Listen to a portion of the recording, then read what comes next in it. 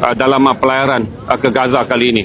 adalah berjuang untuk menghapuskan undang-undang yang baru saja diluluskan oleh Parlimen Israel pada 30 hari bulan Mac 2026. Undang-undang ini akan dikuatkuasakan 90 hari selepas diluluskan, bermakna pada 1 hari bulan Julai 2026, Marwan Barghouti dan juga lebih 10,000 orang tahanan Palestin akan dihukum gantung sebagai teroris. Tuan-tuan dan puan-puan, selain daripada perjalanan ini adalah untuk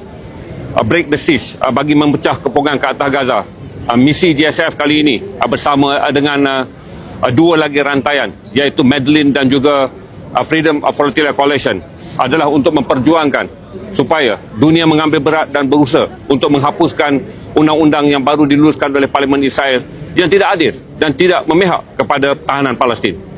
Pada 22 hari bulan April tahun 2026, ketika misi ini berada di lautan dalam perjalanan ke Itali, lebih 300 ahli Parlimen Eropah akan berada di Brussels untuk berusaha memecahkan apa yang dipanggil sebagai kepungan ke atas Gaza dan menentang undang-undang yang akan turut membunuh Marwan Barghouti.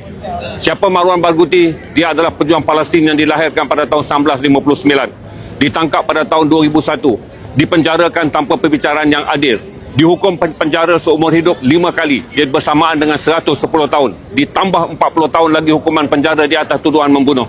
Marwan Barghouti adalah simbol perjuangan kami dalam misi ke Gaza, selain daripada memecah apa yang dipanggil kepungan ke atas Gaza, tetapi menyelamatkan Marwan Barghouti dan 10,000 bantuan Palestin yang ditahan dengan cara yang salah dan oleh undang-undang yang zalim.